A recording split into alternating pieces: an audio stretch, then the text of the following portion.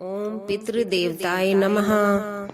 पितृपक्ष की कथा सुनने से पितरों को मुक्ति मिलती है और कई जन्म के पितृदोष भी समाप्त हो जाते हैं। पूर्वजों की आत्मा को शांति मिलती है और श्राद्ध किया जाता है।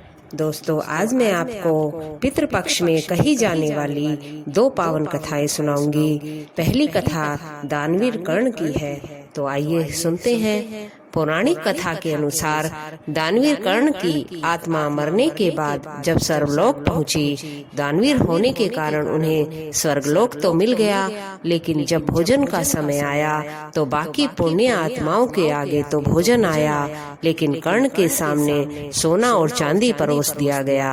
यह देखकर कर्ण इंद्र के पास गए और उनसे कहा कि सबके सामने तो भोजन दिया और मेरे सामने सोना चांदी क्यों परोस दिया गया। उनसे अपनी व्यथा सुनाई।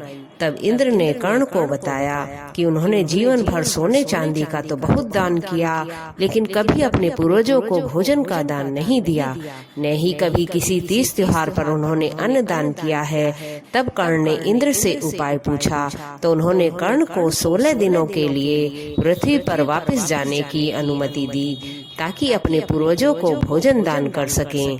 यही कारण है कि पितृपक्ष में संत, गुरुजन और रोगी, वृद्ध या जरूरतमंदों की जितनी सेवा हो सके करना चाहिए। साथ ही अपने परलोक सुधार के लिए दान पुण्य करना चाहिए। त्योहारों पर दान करना चाहिए, इसलिए बहुत महत्वपूर्ण माना गया है। श्राद्ध के दिनों में घर पर कोई भिक्षा मांगने आए तो उसे कभी खाली हाथ नहीं भेजना चाहिए।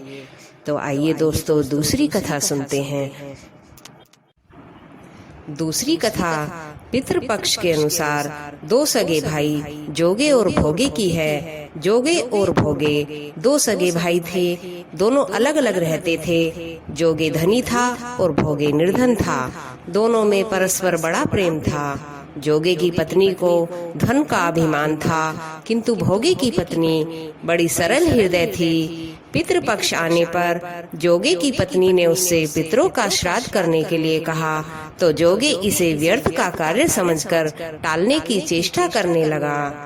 किंतु उसकी पत्नी समझती थी कि यदि ऐसा नहीं करेंगे तो लोग बातें बनाएंगे। फिर उसे अपने मायके वालों को दावत पर बुलाने और अपनी शान दिखाने का यह उचित अवसर लगा।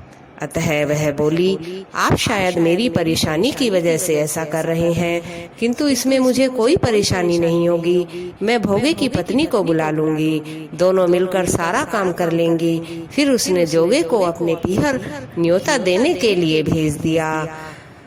दूसरे दिन उसके बुलाने पर भोगे की पत्नी सुबह सवेरे आकर काम में जुट गई। उसने रसोई तैयार की, अनेक पकवान बनाए, फिर सभी काम निपटाकर अपने घर आ गई। आखिर उसे भी तो पितरों का श्राद्ध तर्पण करना था।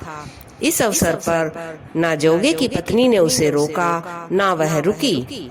शीघ्र ही दोपहर हो गई। पितर भूमि पर उतरे। जोगे भोगे के पितर पहले जोगे के यहाँ गए तो क्या देखते हैं कि ससुराल वाले वहाँ भोजन पर जुटे हुए हैं। निराश होकर वे भोगे के यहाँ गए। वहाँ क्या था, मात्र पितरों के नाम पर अगियारी दे दी गई थी। पितरों ने उसकी राख चाटी और भूखे ही नदी के तट पर जा पहुँचे।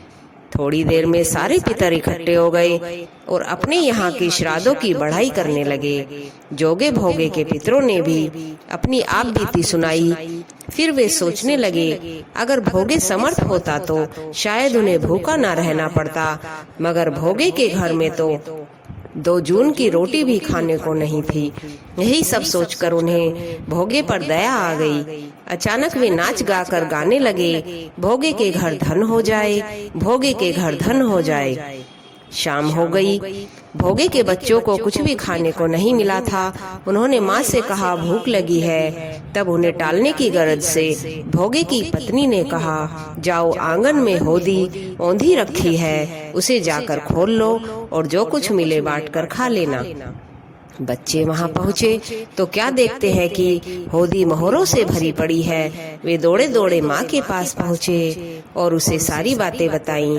आंगन में आकर भोगे की पत्नी ने यह सब कुछ देखा तो वह हैरान रह गई। इस प्रकार भोगे भी धनी हो गया, मगर धन पाकर वह घमंडी नहीं हुआ। दूसरे साल का पितृपक्ष आया। श्राद्ध के दिन भोगे की स्त्री ने 56 प्रकार के व्यंजन बनाए, ब्राह्मणों को बुलाकर श्राद्ध किया, भोजन कराया, दक्षिणा दी। जेठ जेठानी को सोने चांदी के बर्तनों में भोजन कराया। इससे पितृ बड़े प्रसन्न हुए तथा तृप्त हुए। ओम पितृ देवताय नमः। दोस्तों, मेरे चैनल सुरभि के सुर को सब्सक्राइब करें। धन्यवाद।